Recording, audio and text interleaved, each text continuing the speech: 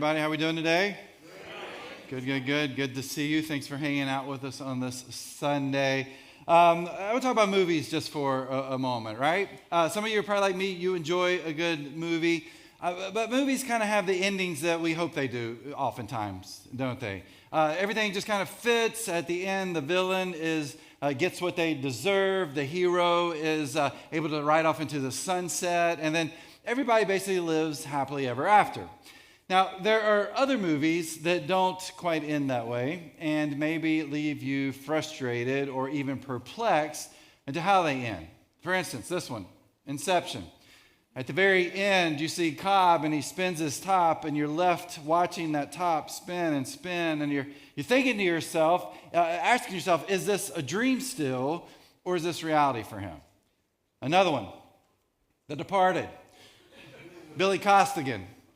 He's the hero, right? And so we're watching this movie and all heroes live and they're great and wonderful. They walk into the sunset, and if you know the movie The Departed, you know that Billy gets shot and killed. And you're like, no, not the hero. Some of you are like, do you like DiCaprio films? I like some, okay? These two especially because of the endings. But this might be the movie that frustrates me the most, No Country for Old Men. The guy there in the middle is Anton, and Anton is truly an evil person to the point of he will flip a coin to decide whether you live or die. Now, with a villain like that, you know at the end, he's either going to be captured, put in a prison, or even killed himself. But if you know the movie, he lives, and he is free. And you're like, how could any movie end that way? The worst guy in the movie continues to live, continues to be free. And some of you are like, you're telling me the end of these movies. These are like 15, 20 years old at this point, so you should have watched them by now. Anyway, but we watch these movies and we're perplexed and really frustrated by the ending because it doesn't end the way that we want it to end.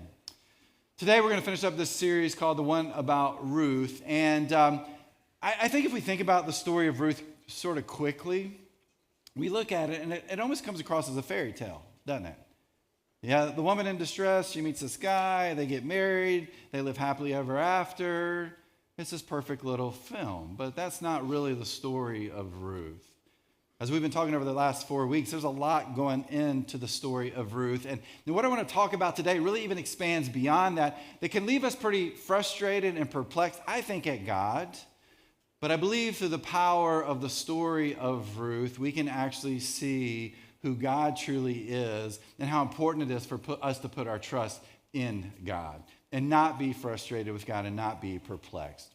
And so we're going to do that today. We're going to be in Ruth, the end of Ruth, chapter 4. We're going to start with verse 13. It says this, so Boaz took Ruth into his home, and she became his wife.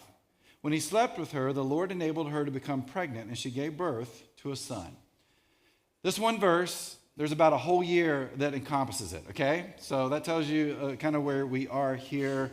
Normal stuff, like I talked about last week, they end up getting married because Boaz redeems Naomi's land. Boaz redeems Ruth. Ruth and he get married. They sleep together. She gets pregnant. And as we see here, they have this son. And we continue to see, here is God weaving their story into his story. How's he doing that? Verse 14. Then the women of the town said to Naomi, praise the Lord who has now provided a redeemer for your family. May this child be famous in Israel. May he restore your youth and care for you in your old age. For he is the son of your daughter-in-law who loves you and has been better to you than 7 sons.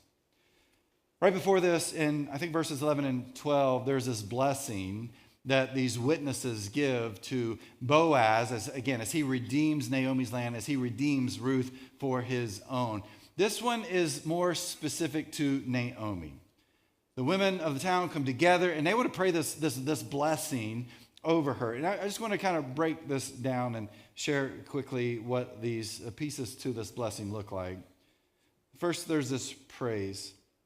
Who has now provided a redeemer for your family. The women aren't talking about Boaz, right? We talked about over the last few weeks how he's this family redeemer. That's not about Boaz. This is about this child that is born, this grandson, that this grandson will provide you with security and fulfillment. And so there's this praise for this child being born for Naomi. Then there's a prayer. May this child be famous in Israel. These women are praying to God like, hey, God, let this child be famous. Let people know who this child is, not just right now, but for generations to come. And we're going to get to that in just a second, see how that all plays out for this part of this blessing. And then we have a prediction. May he restore your youth and care for you in your old age. Just real quick, that word old age in the Hebrew is actually gray hair, right? Which makes sense for old age, gray hair, baldness, all that kind of stuff, right? The idea being, let this child give you new life, Naomi. Again, we talked about that a little bit last week and the importance of this, but let him sustain you in your old age. Remember, she's lost her husband. She lost her 2 sons there in Ruth chapter 1. So let this child give you this new life that you need, Naomi. And then lastly, there's a pronouncement. For he is the son of your daughter-in-law who loves you and has been better to you than 7 sons. This is all about Ruth, but here they are praying this prayer, praying this blessing, and they're saying, hey, Naomi, don't forget Ruth. She has been amazing through all of this. She has cared for you in so many ways. In fact, there at the very end, they say, she's better than 7 sons. Now, this was super high praise in those days. Because if you had a son, you were kind of set, okay? If you had 2 sons, like you were doubly set, 3 sons, triply set. You had 7 sons, you didn't have to worry about anything in your life because the sons' jobs were to take care of the mom. And they're saying she is better, Ruth, than anybody's 7 sons. Again, high praise for Ruth. Naomi, don't take advantage and never forget what Ruth has done for you. I bet these were pretty encouraging words for Naomi. Because if you remember back to Ruth chapter 1, we talked about her name, right? Her name means pleasant. And then at the end of chapter 1, she's like, call me Mara, which means bitter. She's angry at God. She's mad at God. She's upset at God. And here we see that the things are starting to change for her. And these ladies are saying, hey, find hope through this grandson, this gift that you have been given. I'm sure she felt this very deeply in her soul and appreciated this blessing by these ladies. Well, verse 16. Naomi took the baby and cuddled him to her breast, and she cared for him as if he were her own. The neighbor women said, now at last Naomi has a son again, and they named him Obed. Now, first, this doesn't mean that Naomi's the wet nurse to her grandson. She's way beyond those years. It just means that she was very close. She probably was maybe the main caregiver for Obed and stayed there with Ruth and took care of him. Again, because as we just talked about, she knows that he is this incredible gift from God. But then there's this name piece, right? They named him Obed. Who? The ladies? Ruth and Boaz? Was there this battle trying to name this kid? Some of you have children, and if you have children, you probably had this war about what you're going to name your kids, right? I've shared this before when Kara and we have 3 kids, and every time, like it was this constant going back and forth trying to figure out what are we going to name our children. We did everything that everybody else does. We bought the name books, and we went on the internet, and we started putting our list together, and then we cross-referenced them, right? Hey, I really like this name. No, I used to date somebody who was named that. What about this name? No, I knew somebody like that, and they were a terrible person. Or what about this name? No, it reminds me of marshmallows. You know, just kind of dumb stuff, because I don't want to name the kid that. So we would go back and forth. Well, our first child was born. We went back and forth, and I think I won this one. We named her Savannah, and so, you know, her name Savannah has nothing to do with Savannah, Georgia, by the way, but that's her name, not even spelled the same. The next child came, Avery, same thing, went back and forth and all this, and then finally I think I was like, all right, that's yours, and we went with Avery, and she named Avery. Third kid came, our son. We could not come to a conclusion to name him. Like, we battled. We were both very stubborn. Kara wanted to name him Chase. Great name if you're named Chase. I wanted to name him Giovanni for my non-Italian heritage, right? So neither one of us would give up this battle that we had. While he was still in utero, our girls, Savannah and Avery, kept calling him Baby Jake. We were like, why are you calling him Baby Jake? They're like, I don't know. We just started doing that. So they would call him Baby Jake, Baby Jake, Baby Jake, Baby Jake. And then finally, I think it was about the day he was born, we were like, all right, we got to come up with a name. And so we did. And so his name is Baby Jake Simpkins. That's his legal name. It's not really. It's just Jake. But the girls named their brother because Kara and I couldn't agree. I kind of wonder if that's happening here, right? There's some battles about this name. Who's going to name this kid? It doesn't really matter. Somebody ends up naming the kid. And Obed actually means servant. It means servant of the Lord. And we're going to see here that he fulfills those purposes by looking at verse 17. He became the father of Jesse and the grandfather of David. If we go back to that blessing, this is the famous part, right? This is the part where we see this kid, Obed, who becomes famous because of who his grandson is, and that is King David. But this genealogy continues in verse 18. This is the genealogical record of their ancestor Perez. Perez was the father of Hezron. Hezron was the father of Ram. Ram was the father of Amminadab. Amminadab was the father of Nahshon. Nahshon was the father of Salma. Salma was the father of Boaz. Boaz was the father of Obed. Obed was the father of Jesse. And Jesse was the father of David. A couple things happening here. First, there's some generations that are left out. This was a very normal practice in those days. We know this because we go a little bit further on. We find a little bit deeper genealogy here that includes these names. When you see that word father in genealogies in Scripture, oftentimes it's actually not like dad, it's an ancestor. So there's this familial connection there, but it doesn't necessarily mean they're in order. Again, very normal in those days. But secondly, the overwhelming thought, and I think I talked about this a little bit last week, is this genealogy is here to connect Ruth to King David. Little history about Ruth. Ruth probably lived in the 12th to 11th century BCE. This book of Ruth was probably written in the 5th to 4th century BC. And you might be sitting there like, well, that's a lot of years in between. You got to remember the time of Ruth, it was an oral culture, right? So you're passing along these stories and these events and these experiences, not by writing them down, you're telling them through talking and sharing with other people.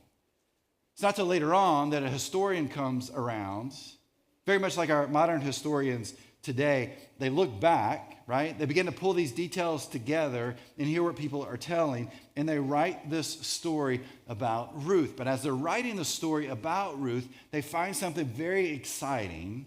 They see her connection to King David. And that's why we have this genealogy here to end Ruth. And that's actually what I want to spend the rest of our time on. I want to talk through this genealogy because it is far from a fairy tale, okay? It's more than just a list of names of people that are related to each other. This is a lineup, honestly, of messy people that God uses. And what I want to say today is that God uses messy people to fulfill his purposes.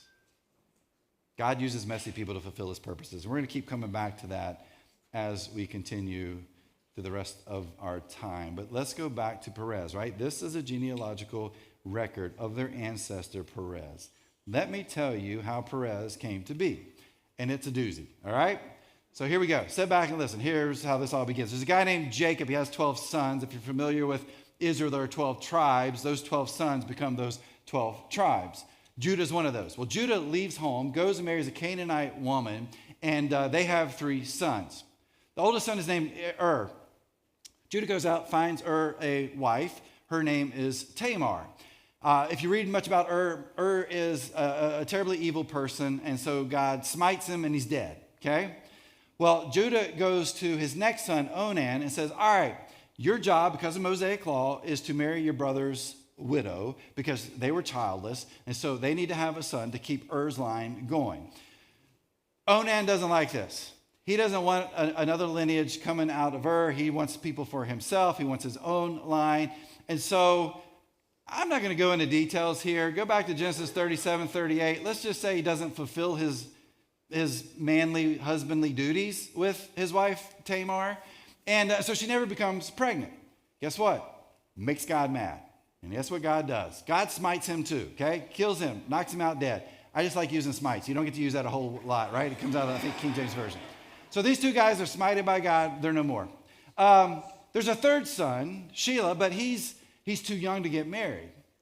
Judah tells Tamar, he's like, hey, here's the deal. Why don't you wait for Shelah to get older, and when he does, I will let you marry him, and then we continue the line of your husband, Shelah grows up, comes of age to get married to Tamar, but then Judah's like, yeah, I don't think I'm going to let this happen. And why would he do that? Well, he looks back at he looks back at Onan, and he's like, there's a common denominator here. It's Tamar.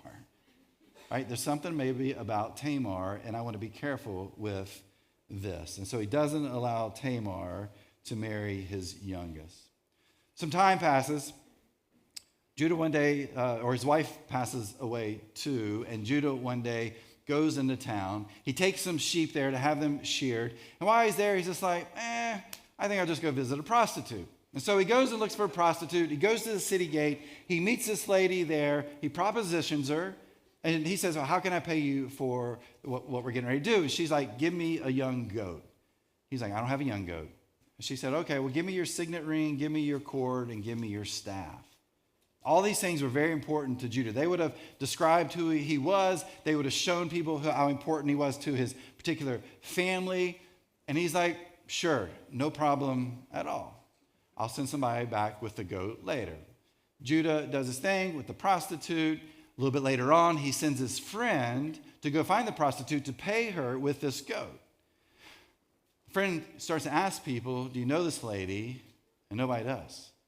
Nobody's ever seen her. Nobody knows her. There's no connection at all. And so here's Judah who really thinks he's been taken advantage of, right? But he's also embarrassed because these things that were so important to him that told people who he was, they're gone from his life too. About 3 months pass. Judah finds out that his daughter-in-law, Tamar, is pregnant. And the dude is angry. He's furious to the point of, hey, bring her out. She's not married, and we're going to have to execute her because of this. And right before all this takes place, Tamar sends a message to Judah. We read it in Genesis 38. It says, the man who owns these things made me pregnant. Look closely. Whose seal and cord and walking stick are these? Guess whose stuff this is? This is her father-in-law, Judah's stuff. And from this pregnancy, there's a kid whose name is Perez. The same Perez that we find here in the genealogy of Ruth. The same Tamar and Judah that we find are a part of a blessing that the witnesses give to Boaz when he takes over the land of Naomi and takes Ruth to be his wife. We find this in this story because God uses messy people to fulfill his purposes. Well, let's look a little bit further. We see this name Salmon. Now, some of you may say salmon. If you're from North Carolina, where I'm from, it's Salmon, right? You throw the L in there. It's actually pronounced Salma here. Seems innocuous, and you're probably like, I don't know anything about that dude. And you probably shouldn't, except for this. He married an actual prostitute, Rahab. And we know the story of Rahab, where she helps Israel come in and gives them some insights into Jericho and is saved by God because of her help for the spies who go into Jericho. God works through messy people to fulfill his purposes. Thankfully, we get to the end of the genealogy, and we got a fine, upstanding citizen and king, don't we? King David, perfect fit. Scripture even says a man after God's own heart. Well, if you know a little bit about David, he had some struggles. One of them was this moment where he was supposed to be out at war, like all kings tended to be at this particular time of year. And he's back at his home doing nothing, right? And he looks and he sees this beautiful woman, and he tells his attendants, hey, can you go grab her and bring her back to see me? And they do this. And I mean, she goes because if the king calls you to their palace or wants to see you, you're supposed to go see the king. And so Bathsheba does. She gets back to the palace, and if you know the story, basically David takes advantage of Bathsheba sexually, and she becomes pregnant. Well, David wants to hide all of this, so what does he do? Well, Bathsheba's husband is one of David's greatest warriors. And so he decides, well, I'm going to bring Uriah back home. I'm going to let Uriah sleep with his wife Bathsheba. She'll be pregnant from that, or it will act like she's pregnant from that, and then everything will be fine, and then this will be Uriah's kid. Uriah comes back because the king asked for him to come back, but he won't even go in his home. Like, he sits on the footsteps of his house. He won't go inside because he's got some principles, doesn't he? Like, he understands his buddies are out there fighting this war, and he's been called back to his house to be with his wife. And so he's like, no, I'm not going to do that. If they're going to fight, I'm going to sit out here until you tell me to go back. Well, finally, David's like, all right, that's great. He sends Uriah back. And he's like, well, when you go back, send this little note to the generals. And Uriah takes this note to the generals, and the note says, put Uriah on the front lines. David's hope is that Uriah would be on the front lines and be killed pretty quickly, and that's exactly what happens.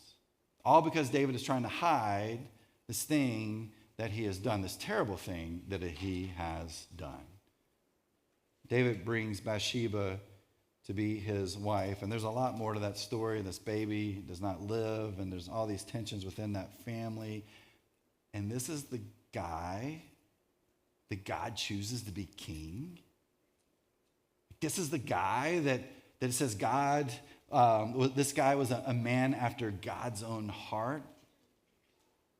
God uses messy people to fulfill his purposes. We look at this genealogy here, and we look at some of the names that are listed here in the book of Ruth, and these aren't perfect, polished heroes. They're broken, they're flawed, they're messy people. And yet, what does God do? God uses them in all of their messiness to fulfill his purposes. Here to point them to King David, but for us today to point us to King Jesus. Well, what does this mean for us? Well, let's begin here. Let's be honest. You're messy, okay? I'm messy, and I've shared that with you maybe way too much here from stage. And we're messy together. And when I say we're messy, we sin, right? We miss the mark that God has called us to. We don't do what we're supposed to do to follow Jesus oftentimes in our life. So we sin, we struggle, we make decisions that we regret, we say things we wish we could take back, we take actions we know that hurt other people. We're messy people. Or maybe for us, it's the trauma that we've experienced in our life. Or it could be the mental health struggles that we've had throughout our life, or broken relationships, right? This leads to our messiness. Or let's talk spiritually. We got questions about God or for God. We have doubts when it comes to God. And this can lead to this messiness that we have too. And yet, what is God saying? God's like, hey, guess what? You're exactly who I am going to use for my purposes. Because God uses messy people to fulfill his purposes. You might be saying, how does God do this? What's this thing called sovereignty?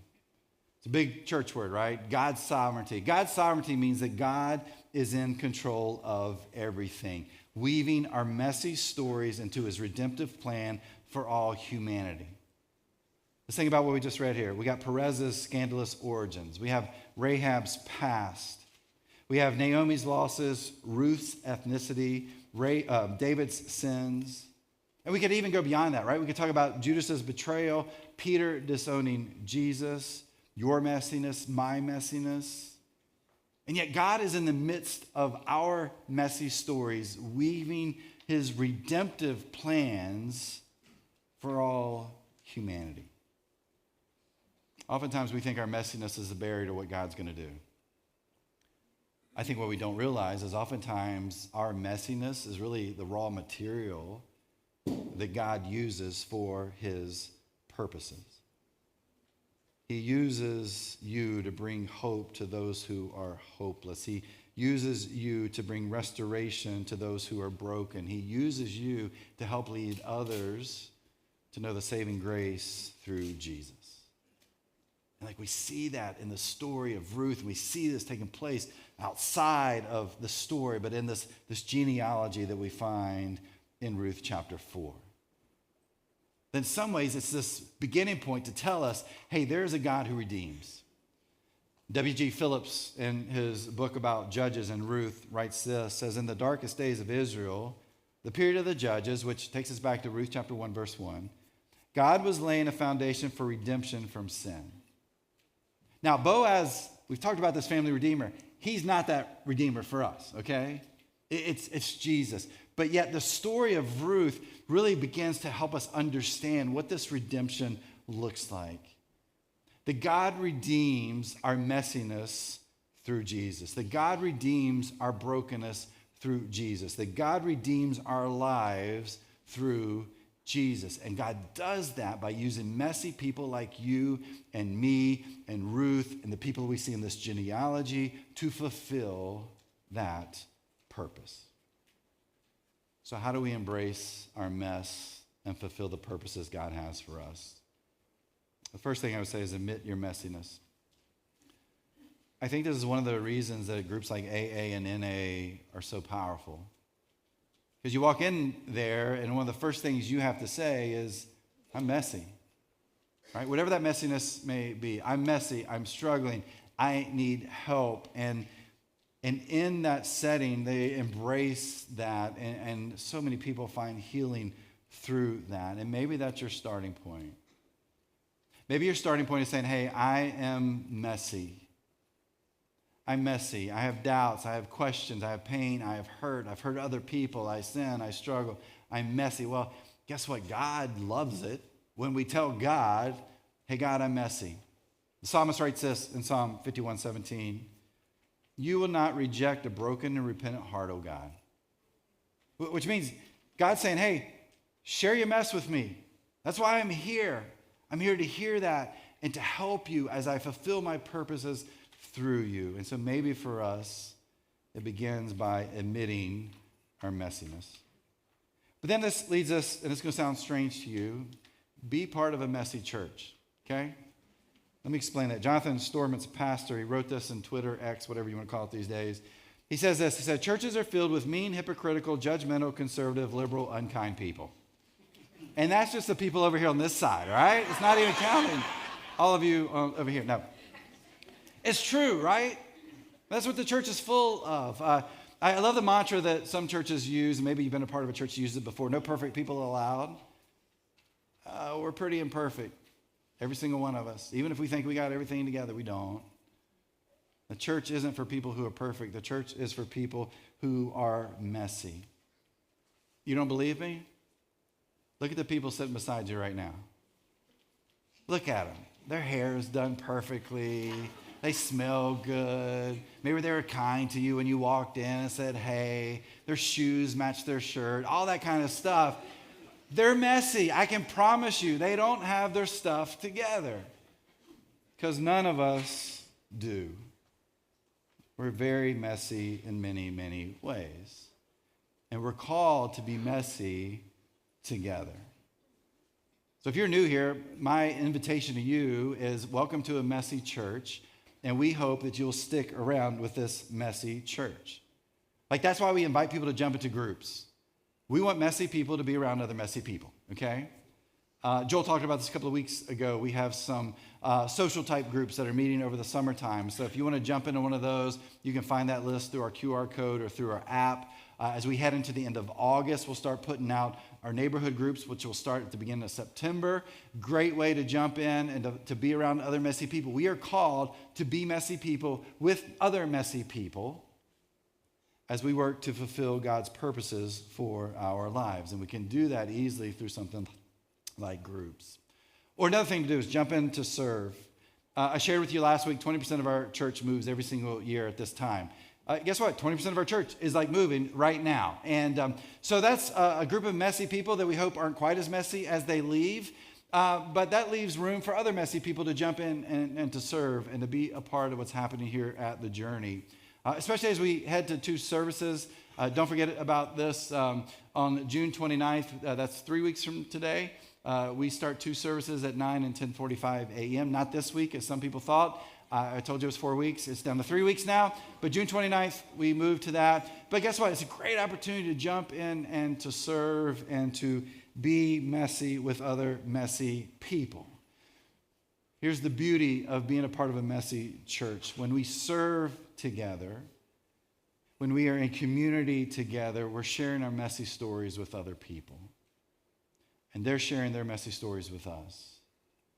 And yet together we're helping each other take our next steps towards Jesus and fulfilling the purpose of God for our lives. That is the beauty of being messy together.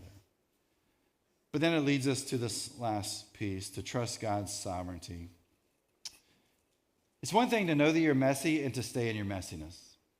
And some people love to do that, right? You probably know people like this. They're like shouting from the rooftop, like, I'm messy. I'm always messy. I'm always going to be messy. Well, this isn't about being messy for messiness' sake, okay? This is about saying I'm messy, but I believe God can redeem my messiness. That God can redeem my brokenness for his glory, for his purposes, for his plans. How do we know that? Oh, well, let's go back to our story. We see that with Tamar and Judah. We see that with Rahab. We see it with Naomi. We see it with Boaz. We see it with Ruth. We see it with King David. Here's God weaving their messiness in with his story and his purposes. And that same God is doing the same for us, weaving our story and our messiness into his purposes and plans for all humanity.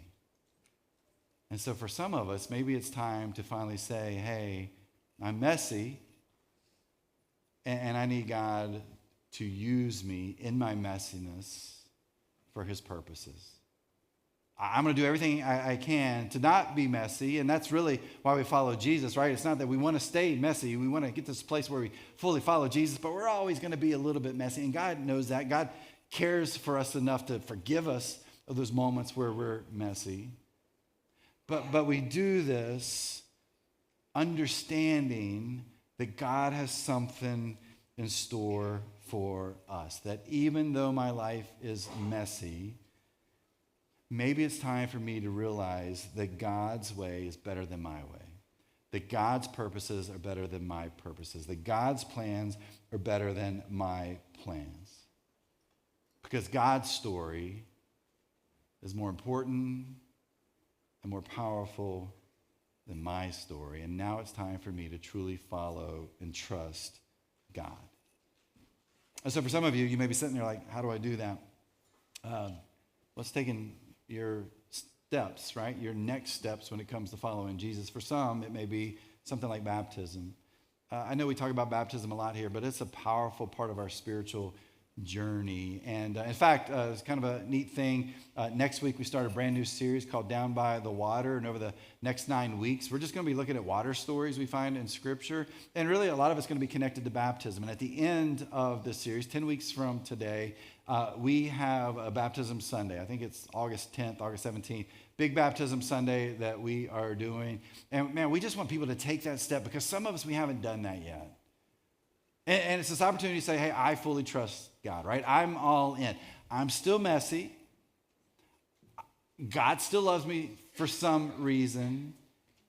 And kind of like we see here in this prayer to Naomi, like it's that new life, right? Here's who I was before. I was bitter and angry at God, but now there's this new life. I've been brought back to life because of the Redeemer, right? Because of Jesus in my life. And that is the power of God's sovereignty in our life, that God is in control in such a way that God wants to redeem us even in our messiness. And maybe that's the starting point for some of us. And for others of us, it's just a reminder that, hey, I'm always going to be this messy person, but God still loves me and cares for me. And I need to be able to share that, my messiness, to give hope to other people. To help other people understand their purposes for God, to help other people meet and understand what redemption looks like through Jesus. But that begins when we put our trust in God's sovereignty in our lives and let God lead us into fulfilling his purposes.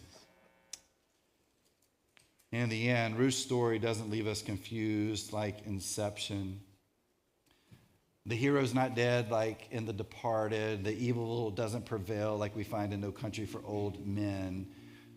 But let's realize this too. It's not a fairy tale where everything's neatly packaged together and put together, and there's this nice little, cute little story that we see in the midst of the Old Testament. Because the story of Ruth is much more powerful than that. It's the story of God's sovereignty, where messy people are redeemed to fulfill God's purposes in this world.